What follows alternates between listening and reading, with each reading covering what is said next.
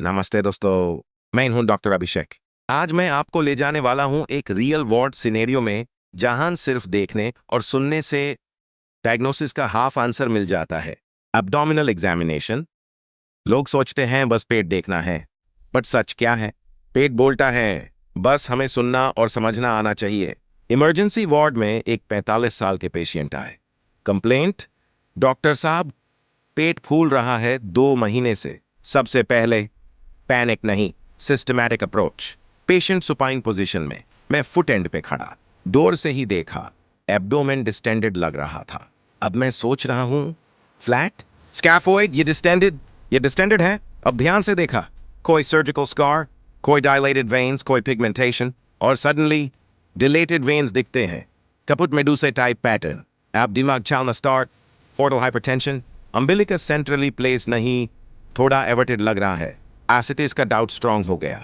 मैं ऑब्जर्व करता हूं, एब्डोमेन ब्रीदिंग के साथ मूव कर रहा है या नहीं। मूवमेंट प्रेजेंट अगर रिजिड होता तो प्रिटोनाइटिस सोचता।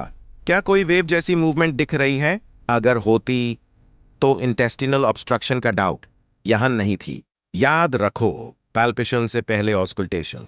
स्टेथोस्कोप राइट इलियक फोसा पे रखा था, सब चुप। 2 seconds, 5 seconds, गर्गलिंग साउंड आ रहा है।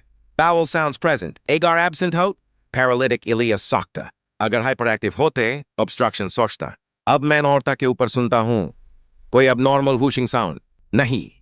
अगर होता, renal artery stenosis या aneurysm कंसीडर करता। अब कंबाइन करते हैं, distended abdomen, dilated veins, everted umbilicus, bowel sounds present, diagnosis direction, ascites secondary to chronic liver disease। और सिर्फ देखने और सुनने से हम हाफ डायग्नोसिस तक पहुंच गए। दोस्तों, एग्जामिनेशन सिर्फ मार्क्स के लिए मत सीखो। हर एब्डोमेन के पीछे एक कहानी होती है। किसी का लिवर फेल हो रहा होता है, किसी का ऑब्स्ट्रक्शन लाइफ थ्रेटन कर रहा होता है। अगर आपने प्रॉपरली इंस्पेक्शन और ऑस्कल्टेशन सीख लिया, तो आप सिर्फ स्टूडेंट नहीं, आप एक रियल क्लिनिशियन बन रहे हो। मैं हूं डॉक्टर अभिषेक, और याद रखो, पेशेंट का पेट हमेशा बोलता है, बस डॉक्टर को सुनना आना चाहिए।